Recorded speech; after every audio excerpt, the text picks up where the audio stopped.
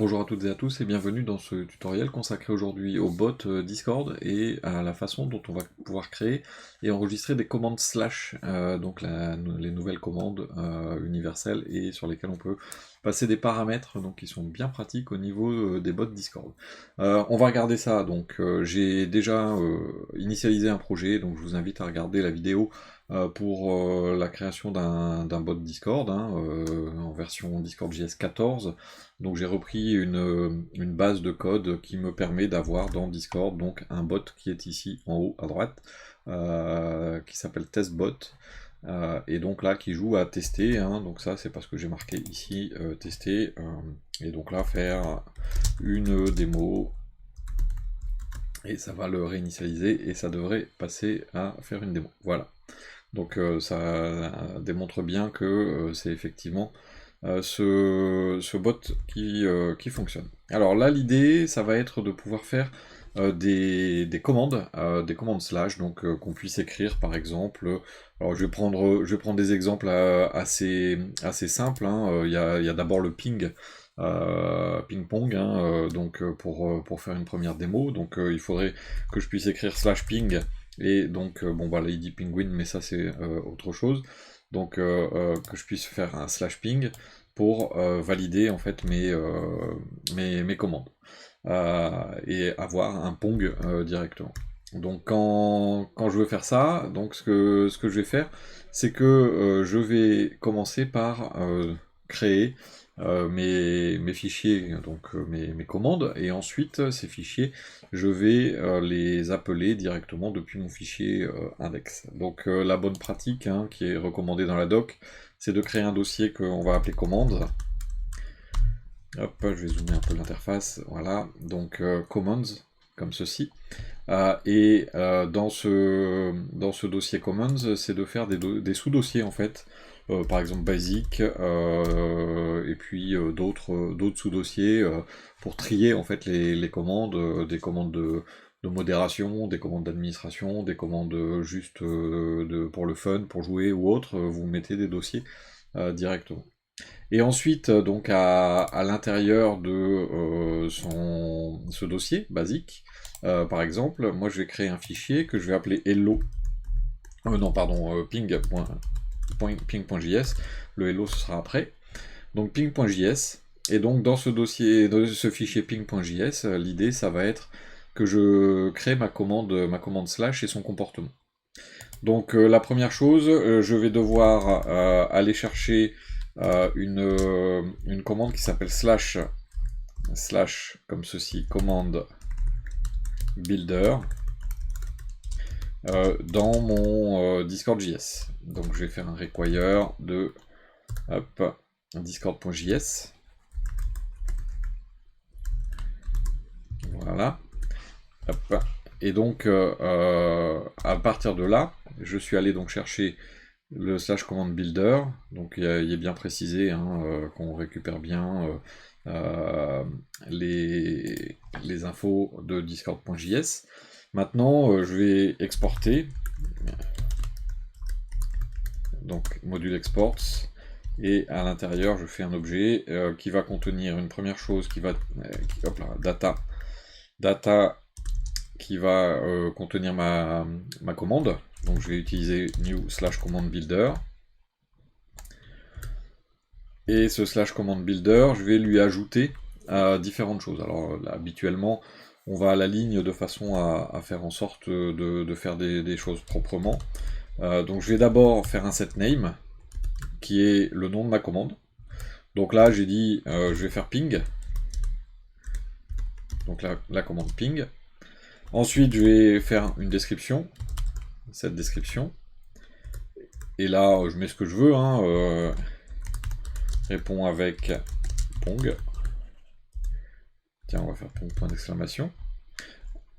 Et donc, c'est tout, en fait, ce que va faire ce data. Pour l'instant, on regardera un petit peu plus en détail. Et là, donc, maintenant, je dois faire une méthode asynchrone, qui va être la méthode execute. Cette méthode execute, elle va être elle va être déclenchée à partir du moment où on déclenchera cette commande. Donc on va demander l'interaction qui a été effectuée. Et donc on va faire comme c'est un async, on va faire un await de mon interaction et je fais un reply Pong. Donc en fait, qu'est-ce qui va se passer lorsque je vais exécuter ma commande, enfin une commande, eh bien il va vérifier est-ce que c'est la commande ping. Si oui, si c'est la commande ping, il va exécuter ce qui est ici.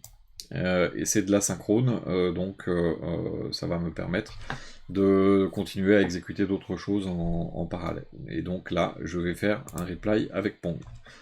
Voilà, là on a créé notre toute première commande. Maintenant, le truc c'est comment est-ce que tout ça, on va le gérer.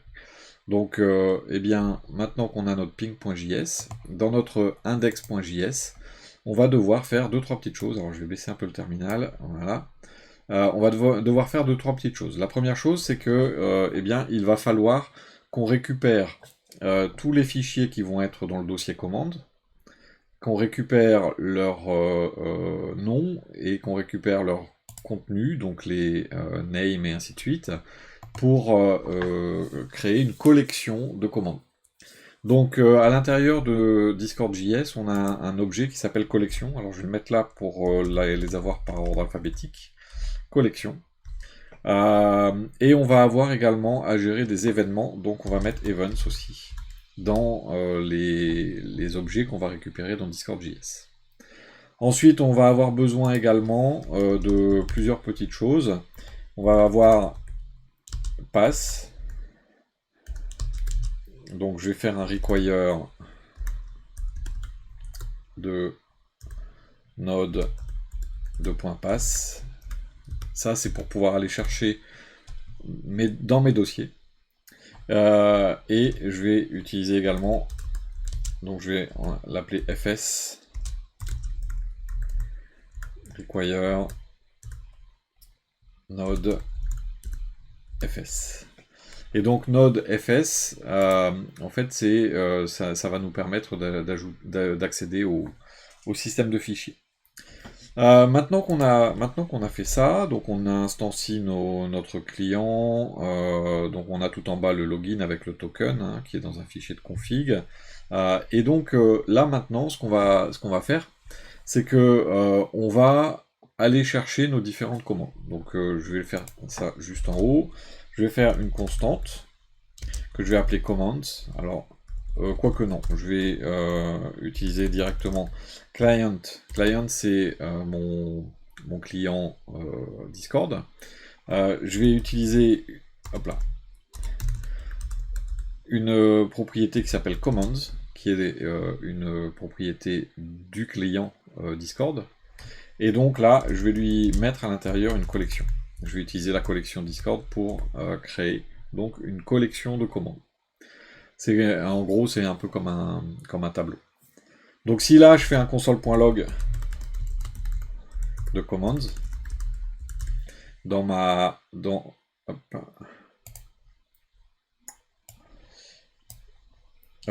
pas commands, pardon, client.commands, c'est mieux.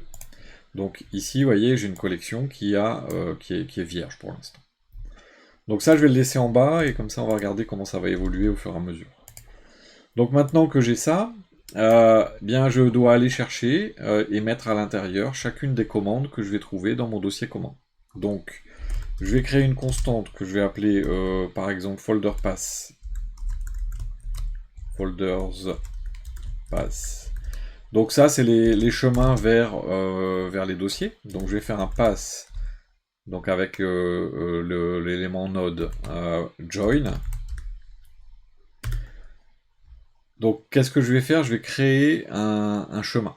Et donc là, ça va être underscore dirname, qui est le dossier dans lequel je me trouve. Et donc je lui joins, hop là, commands. Donc si je fais un console log de folder space, vous allez voir que, hop, ici, voilà, j'ai directement le chemin complet qui a été généré par l'intermédiaire donc de ce join. Donc là, qu'est-ce que je fais? Je vais chercher le dossier dans lequel je me trouve et je lui adjoins commands. Comme ça, en fait, si vous déplacez votre projet, vous n'avez pas à changer cette information-là. Ensuite, je vais faire une constante command folders. C'est les dossiers donc que contient commands. Et donc je vais appeler mon file system. Je vais lui faire un read dir 5. Donc là, il est précisé, lis le contenu du dossier, read dir 5. Et je vais chercher folder space. Donc là, maintenant, si je vais regarder commands folders, hop, vous voyez, j'ai un dossier qui s'appelle basic. Donc si j'avais un autre dossier fun, hop, il me trouve bien basic et fun. Donc cette ligne-là me permet de lire et de créer un tableau contenant les dossiers inclus dans commands. Maintenant, eh bien, je vais boucler. For const folder of command folders. Donc là, je boucle sur mes dossiers. Ça, j'ai plus besoin dans le console log. Donc là, je boucle sur mes dossiers pour en fait récupérer chaque dossier. C'est pour ça que ça s'appelle folder. Maintenant, ce que je vais faire, c'est que je vais ajouter le nom du dossier dans le pass. Donc, je vais faire une constante command pass. Donc ça, c'est le chemin de mes commandes.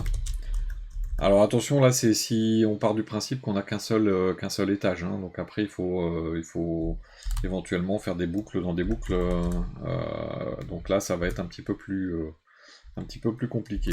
Donc là, folder space, et je lui ajoute mon dossier. Donc là, si je fais un console log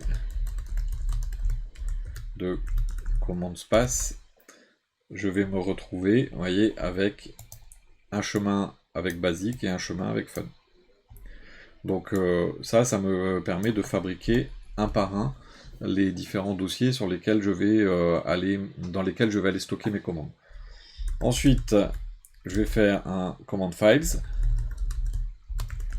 Et là, je vais aller chercher les fichiers. Donc je vais faire un fs.readdirsync command space. Donc je vais chercher mon dossier. Et je fais dessus un filtre, avec un filter, puisque je vais retrouver un tableau avec les différents fichiers. Et je prends que les fichiers qui se terminent par .js. Donc file.endwith.js. Console log command files. Vous allez voir que ici, il va me retrouver. Donc il me retrouve bien ping.js. Si je faisais un nouveau fichier truc.js, hop, il retrouve bien truc.js. Par contre, si ce truc.js s'appelait HTML, hop, je vais le réinitialiser, voilà, et donc j'ai bien ping.js. Donc en fait, il ne prend que les fichiers JS. Ça vous permet d'avoir d'autres fichiers éventuellement à l'intérieur des dossiers. Voilà, donc ça, là, en fait, avec ces différentes lignes, donc on crée le chemin. Donc là, je vais commenter, on crée le chemin du dossier commande.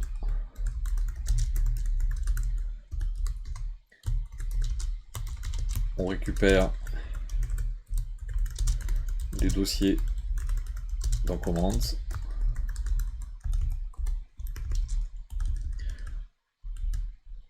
là on boucle sur chaque dossier.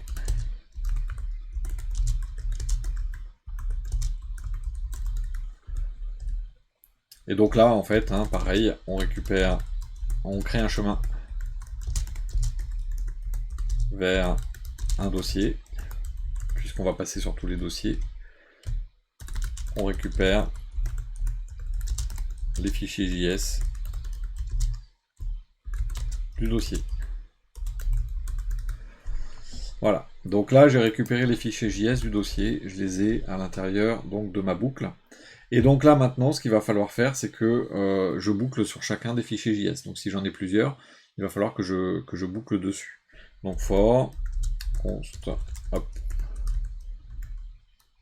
file of command files. Donc là je boucle sur un fichier, donc sur chaque fichier.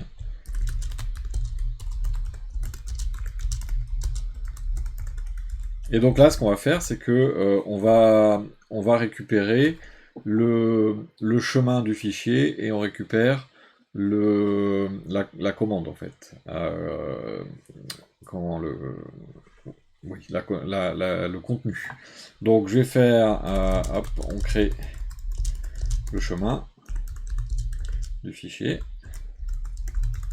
Donc c'est file path par exemple égale path.join.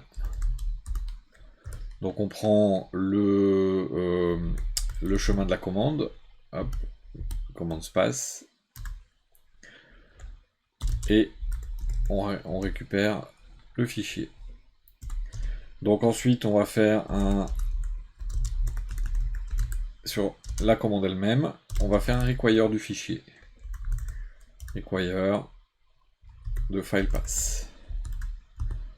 Donc on fait un require du fichier, c'est-à-dire qu'on l'importe. Et maintenant qu'on l'a importé, on vérifie si on a data et execute dans le fichier. Donc on va faire un if data in, hop là, commande, et execute in commande. Donc là on vérifie qu'on ait bien les deux. Et si on a les deux, ça veut dire qu'on peut ajouter la commande. Donc client.commands.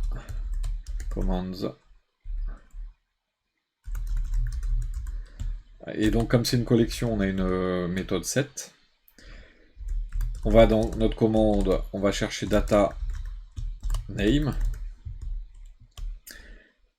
Donc et la commande. Donc set, en fait, cette méthode set va demander deux arguments. Le premier c'est le nom de la commande et le deuxième c'est la commande elle-même, donc le fichier commande en fait. Donc comme ça on saura que en fonction du nom de commande qui a été envoyé, enfin le système saura que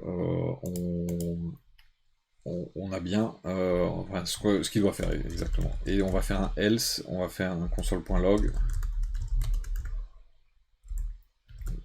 Et on va comment dire par exemple l'un des deux attributs est manquant. Au moins. Est manquant. Voilà, par exemple. Un petit message d'erreur, à vous de personnaliser le message que vous souhaitez. Donc là, en fait, maintenant, si on regarde dans notre console, on a effectivement récupéré dans notre collection une commande qui s'appelle ping, et on a à l'intérieur donc les différentes informations de cette commande, le nom, on répond avec Pong, on peut éventuellement avoir des localisations, des permissions et ainsi de suite, et donc on a une fonction asynchrone execute. Donc on a bien récupéré notre commande. Alors c'est pas pour ça qu'elle fonctionne déjà. Pourquoi? Simplement parce que une fois qu'on a créé notre commande, eh bien il faut faire ce qu'on appelle le déploiement. On doit déployer la commande. Donc si vous regardez la documentation de Discord.js, il vous parle de créer un fichier qui s'appelle deploy commands.js. Alors on peut l'appeler comme on veut, hein. Mais donc c'est un fichier qui va nous permettre de déployer les commandes et de faire en sorte de les annoncer au système, donc à Discord. Alors pour ça, moi je vais avoir besoin de deux choses. Donc je vais devoir ajouter à l'intérieur de mon fichier de configuration. Alors vous inquiétez pas, le token il va changer, hein, je vais le supprimer, donc vous pouvez essayer de jouer avec, ça marchera pas. Je vais devoir récupérer mon client ID, on en a déjà parlé dans la vidéo précédente, il est sur la plateforme développeur, et je vais devoir également récupérer l'ID du serveur sur lequel je veux le faire. Alors si c'est un bot qui est destiné à un serveur individuel, vous pouvez le faire comme ça, sinon vous devez déployer les commandes au moment où le bot s'inscrit sur un serveur, si c'est un bot multiserveur. On va le faire comme ça, nous, pour le moment. Donc j'ai Client ID et Guild ID, et je vais en avoir besoin en fait dans Deploy Command. Donc pour commencer, je vais devoir récupérer deux choses dans Discord.js. Donc require de Discord.js. Donc je vais devoir récupérer dans Discord.js REST et route. Donc ça, c'est deux choses que je vais devoir récupérer pour pouvoir déployer les commandes. REST, ça va être l'élément principal, hein, qui va me permettre de récupérer et de déployer les commandes, justement. Ensuite, eh bien, à l'intérieur de mon code, je vais retrouver globalement la même chose que là. Donc je vais retrouver les commandes et donc je vais carrément reprendre toute cette base là à l'identique ou presque pour le mettre dans Deploy Commands. Ce qui fait que je vais avoir besoin en fait de plusieurs choses.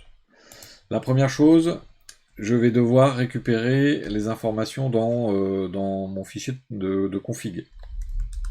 Donc si on regarde dans un require ./config.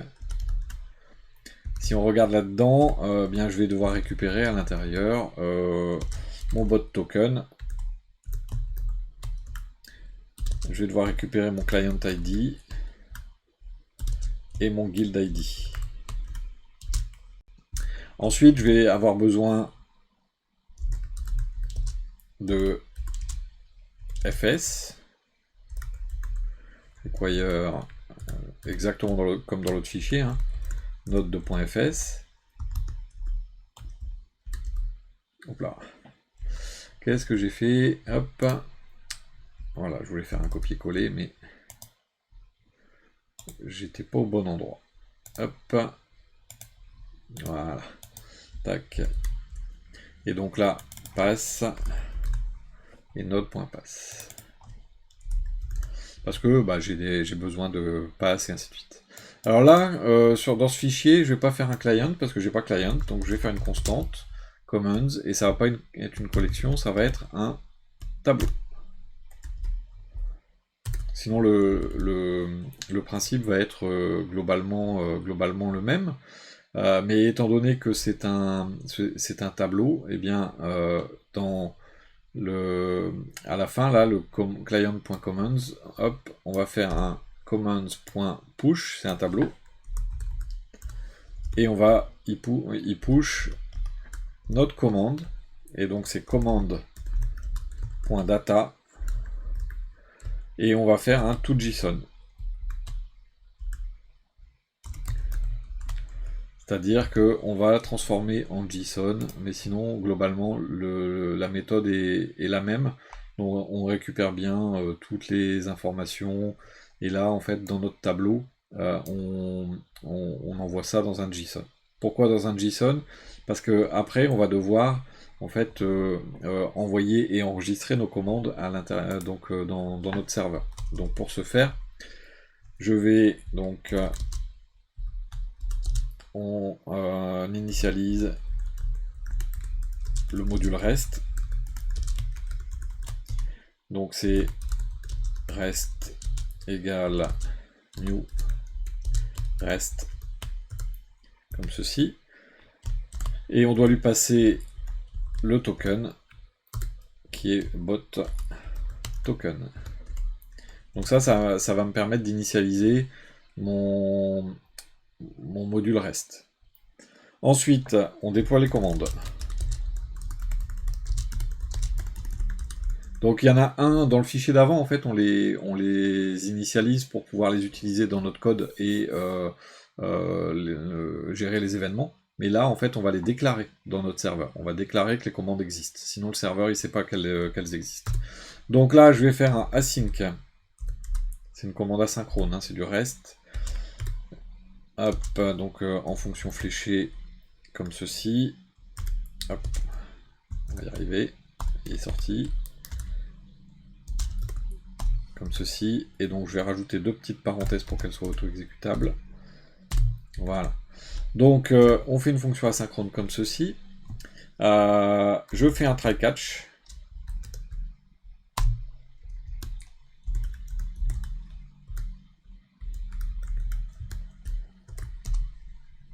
Donc, en cas d'erreur,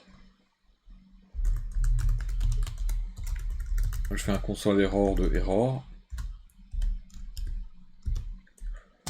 Mais ce qui nous intéresse, c'est ce qui est dans le try.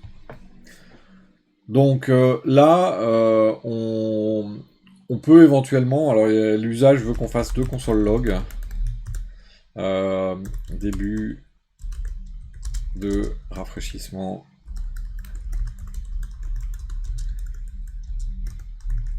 des commandes. Là.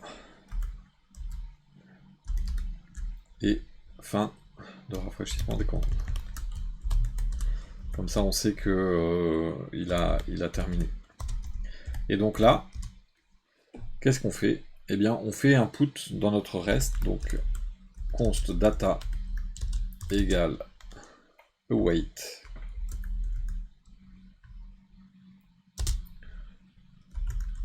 Rest.put. Alors, on fait un put. Donc, c'est la méthode put. Hein. On va utiliser les routes. Route.application guild command. Hop. Et là, ce qu'on fait, c'est qu'on met le client, le guild ID. Hop. Guild ID. Donc ça, c'est la route à laquelle on l'envoie. Et on lui passe un paramètre body. Et dans ce body, on met commands. En fait, on lui envoie le tableau commande qui est en JSON. Donc ça, c'est c'est directement notre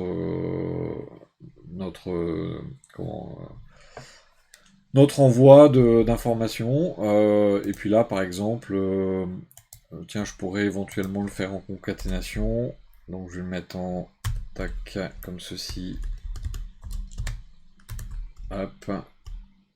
Et je vais passer data.length la donnée, donc la longueur des données. Et là, hop, je vais faire début. Mais là, on n'a pas encore, de longueur de data, donc on va utiliser les commandes. Donc ça va nous permettre de savoir combien de commandes sont envoyées. Voilà, donc une fois que vous avez fait ça, ça doit fonctionner. C'est-à-dire que, après avoir fait tout ça, normalement, si je fais un node deploy commands, voilà, donc il y a une commande qui a été envoyée et qui a été rafraîchie. Et donc, si on va maintenant dans Discord, si je tape slash, je retrouve bien sur testbot, ici, je retrouve /ping, et on me dit répond avec pong. Alors par contre, ça va pas répondre pour l'instant. Donc là, je peux taper /ping, Je valide, il envoie la commande, on voit qu'il est en train d'envoyer, mais voilà, il me dit l'application n'a pas répondu. C'est normal parce qu'on n'a pas géré la réponse. Mais là, la commande existe. Ce qui veut dire que si maintenant je veux faire une autre commande qui dit bonjour, par exemple, eh bien, hop, je vais prendre mon ping.js, je vais l'enregistrer sous, s'il veut bien. Bon. Ah, j'ai un... Voilà, mon enregistré sous qui n'était pas passé. Donc, je vais l'appeler hello.js. Donc là, j'ai hello.js. La commande, c'est ping. C'est plus ping, c'est hello. Répond avec bonjour. Comme ceci. Et l'interaction, c'est un bonjour. Voilà. Donc j'ai refait le même fichier hein, sur le principe. Et si je refais un déploiement, on va me dire qu'il a rafraîchi 2 commandes. Et maintenant, si je vais sur Discord et que je lui mets sa commande slash, je vais me retrouver avec hello et avec ping. Donc il a bien référencé nos différentes commandes. Donc maintenant que c'est fait, eh bien, ça je peux l'enlever. Maintenant que c'est fait, eh bien, je vais gérer la réponse aux commandes. Donc, on gère l'exécution des commandes. Parce que c'est bien d'avoir les commandes en place, mais c'est mieux quand même de pouvoir y répondre. Donc je vais utiliser mon client, je vais faire un écouteur d'événements, et c'est pour ça qu'on a utilisé Events tout à l'heure. On va aller chercher Interaction Create, la création d'une interaction. Ensuite, je vais utiliser en asynchrone, je vais y arriver, mon interaction. Et je vais y mettre ici tout ce que je veux. Donc là, quand on est à l'intérieur de ces accolades, il y a une interaction qui a commencé à avoir lieu. La première chose, si on n'est pas sur une commande, une commande slash, on ne fait rien. Ah oui, parce que si vous allez, si quelqu'un tape, c'est une interaction également. Donc la première chose que je vais faire, c'est si on est, alors hop, on n'est pas sur un type d'interaction qui est donc is chat input command. Si on n'est pas sur du chat, on fait un return.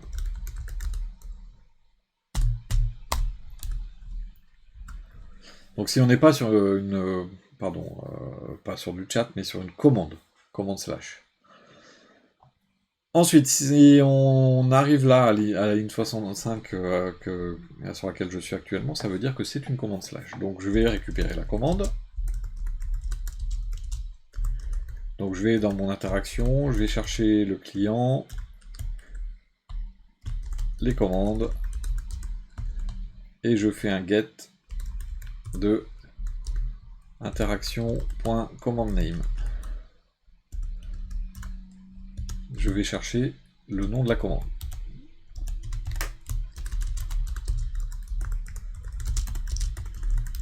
On récupère la commande. Maintenant qu'on a récupéré la commande, on vérifie si on n'a pas de commande correspondante. On va faire un console.error. Hop, on va mettre en comme ça. Pas de commande correspondant à, et on va passer la commande qui a été envoyée. Interaction.commandName. Donc là, si on n'a pas de commande correspondante, ça doit afficher pas de commande correspondant à commande name. Donc je vais vérifier quand même que ça compile bien. Enfin ça exécute bien, ouais, a priori c'est bon. Donc si je vais sur mon serveur et que je mets un /brouette, bon, donc là ça fonctionne pas. Alors ça ne met rien. Simplement c'est parce que je pourrais éventuellement enregistrer une commande comme hello par exemple. Et je vais faire un set name hello2, voilà. Et donc /hello. Donc là, il est en train d'essayer de trouver la commande. Et donc là, bon, bah, il n'y a pas eu de réponse. Mais donc là, normalement, ça devrait marcher, mais c'est parce que vraisemblablement, il n'a pas réenregistré les commandes. Peu importe, ça c'est pas vraiment le but, il vaut mieux le mettre pour vérifier qu'il n'y ait pas de problème. Et ensuite, donc, je vais faire un try catch. Je vais essayer de vérifier si je peux exécuter l'interaction. Donc je vais faire un try et un catch. Alors dans le catch il y aura du monde et dans le try il n'y aura pas grand chose. Donc là on essaie d'exécuter l'interaction. Donc on fait un await commande.execute de l'interaction. Donc en ayant fait ça, normalement, maintenant, si je lui fais un /ping,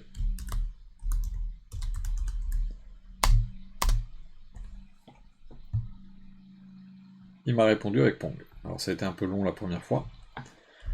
Si je fais un /hello, il me répond bonjour.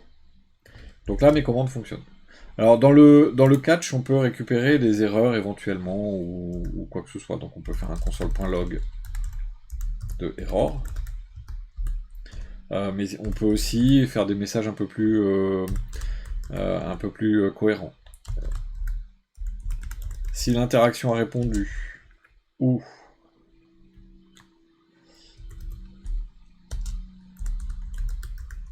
l'interaction a été différée,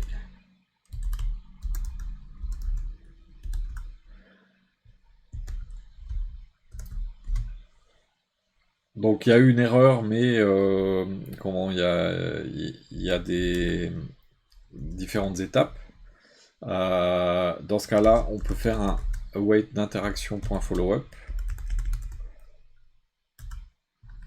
Pourquoi? Parce que on peut éventuellement avoir des interactions en plusieurs étapes.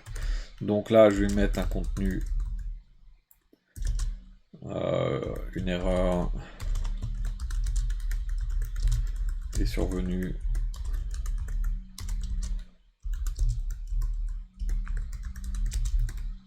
en exécutant cette commande.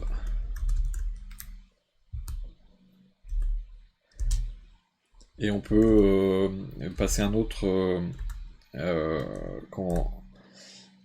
paramètre qui s'appelle ephemeral, qui est éphémère. Donc pour faire en sorte que le follow-up n'attende pas trop longtemps. Et on a un else, donc là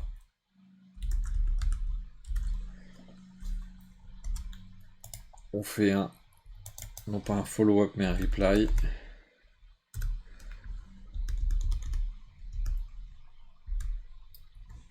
Bon là on fait éventuellement la même réponse, mais après vous pouvez gérer les erreurs comme vous le souhaitez. Voilà, donc là j'ai tout le code nécessaire pour faire en sorte de pouvoir avoir des commandes slash. Mais l'intérêt des commandes slash, c'est de pouvoir éventuellement mettre d'autres choses. Je vais par exemple demander dans la commande hello, j'aimerais bien pouvoir faire en sorte qu'elle soit un petit peu plus complète et que, par exemple, on lui passe le prénom de la personne, et que elle réponde avec le prénom, justement. Par exemple, là, au lieu de dire bonjour comme ça, bonjour et plus le prénom. Donc on va mettre en anglais plus le prénom, comme ça. Sauf que le prénom, il n'existe pas pour l'instant. Donc là, ce que je vais faire, c'est que je vais ajouter, en fait, dans mon hello, je vais ajouter une option qui s'appelle Add String Option, donc une option textuelle. Et donc, dans ces options, je l'appelle option, et ce que je fais, c'est que je vais faire un option.setName. Donc je nomme l'option. Alors là, je vais être sur du français, donc je vais marquer prénom, par exemple. Hein. Mais tiens, on va le faire international. First name. Donc on va demander en fait le prénom de la personne. Ensuite, je vais mettre un set description. Please provide first name.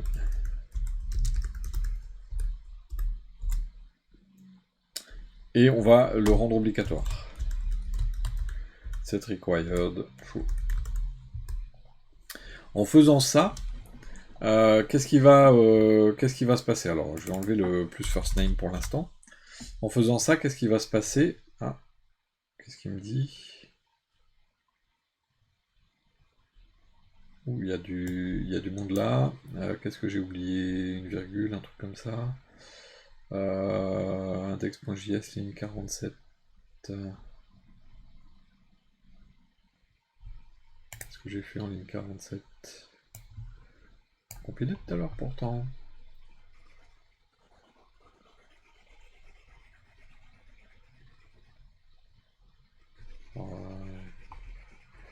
Alors est-ce que c'est...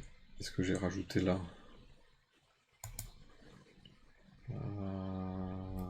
Tac tac tac tac tac. Ça a l'air d'être bon tout ça. Alors si, je vais juste tenter de voir si ça recompile comme il faut. Donc là ça compile comme il faut. Et là ça compile plus. Alors c'est parce que j'ai pas géré l'option vraisemblablement. Donc là je vais vérifier dans mon execute. Je vais faire un const first name égale interaction.options.get string de first name. Donc là, je vais lui dire, dans mon interaction, on va chercher le first name, et là, je vais lui passer first name.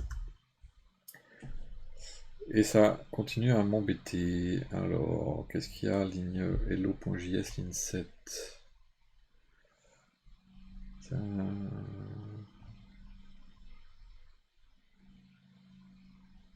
Donc, add string option, tac, tac, tac. Ça c'est bon.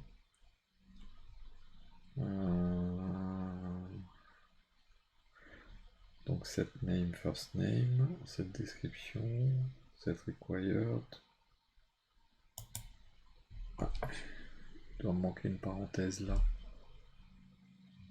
Oh bah non, elle est là. Set required.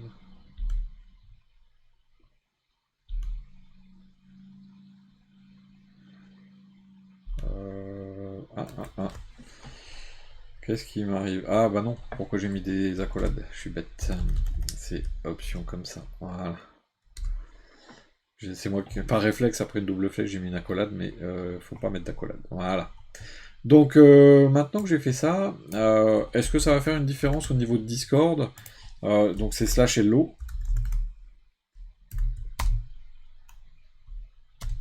Donc là, donc il me dit bonjour nul. Alors pourquoi? Simplement parce que, étant donné que j'ai changé le contenu de ma commande, il faut que je la redéploie. Donc je vais faire un déploiement. Et maintenant que j'ai déployé ma commande, vous allez voir la différence. Je vais mettre /hello. Et vous voyez que là maintenant il me dit /hello et il y a first name à côté. Donc si je lui dis bah, je prends ça, il me demande maintenant first name. Et hop, je vais marquer Benoît. Et là, donc, il me dit bonjour Benoît. Donc on va pouvoir faire plein de choses, hein. Je vous inviterai à aller regarder la doc pour savoir exactement tout ce que vous pouvez faire, mais on peut faire énormément de choses. Donc là, ce qu'on peut faire également, je vais faire un autre add string option, mais cette fois-ci, option, flèche,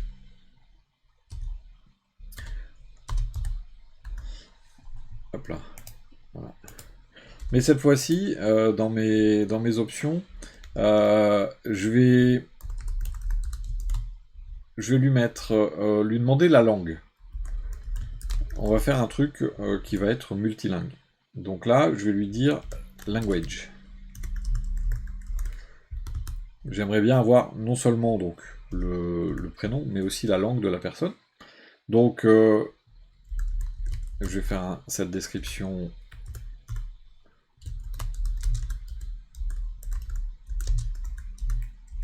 Desired language. Ah, j'ai oublié le point. Et là, je vais faire un set required à true également. Et là, je vais ajouter des choix. C'est-à-dire que je vais non pas laisser du texte libre, mais je vais lui demander de de mettre des choix. Donc il y en a un premier choix dont le nom sera English. Et la valeur pas égale EN. Donc ça affichera English, mais ça mettra EN. Je vais mettre un deuxième qui sera French FR. Et un troisième qui sera German DE. Par exemple. Donc ce qui veut dire qu'il va falloir que j'aille rechercher mon contenu. Donc const language égale interaction.options.getString language.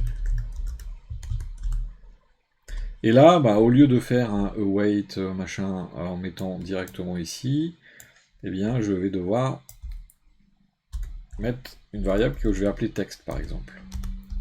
Et donc je vais l'initialiser cette variable, une chaîne vide, et là je vais faire un switch sur language, et je vais faire un premier cas si c'est l'anglais, texte égale, donc ça va être hello.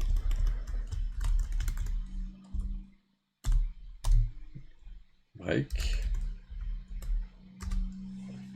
Ensuite, eh bien, vous voyez où je veux en venir. Hop.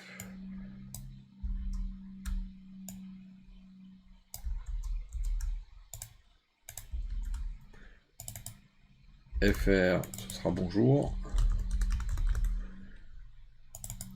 DE, ce sera Guten Tag, comme ceci. Et disons que la personne qui met pas de pas de de langue, normalement ça devrait pas se produire, mais on sait jamais, eh bien elle aura en anglais. Et donc là j'ai géré un deuxième paramètre qui sera une langue. Donc je vais quand même déployer. Voilà, j'ai rafraîchi mes deux commandes. Ce qui veut dire que maintenant si je mets hello, j'ai bien first name et language. first name Benoît. Et si je vais sur language, on me propose English, French ou German. Et donc je dis German par exemple. Et je vais avoir une réponse en allemand. Voilà donc pour ce code. Alors c'est un petit peu long. Je vais mettre ça sur Discord. Sur GitHub, pardon. Je vais retirer bien sûr les informations de configuration. Mais sur le principe, vous aurez les bonnes infos directement disponibles. Voilà. Donc, eh bien, j'en ai terminé pour ce module sur les commandes slash sur Discord. Je vous remercie beaucoup pour votre attention. N'hésitez pas, si vous avez des questions, à nous rejoindre sur le serveur Discord. Je n'apporte pas d'aide sur YouTube. Les questions sont supprimées tout simplement, sans aucune réponse. L'aide, c'est uniquement sur la partie, sur le Discord. Je vous remercie beaucoup pour votre fidélité et pour votre attention. Bonne continuation à vous et je vous dis à très bientôt.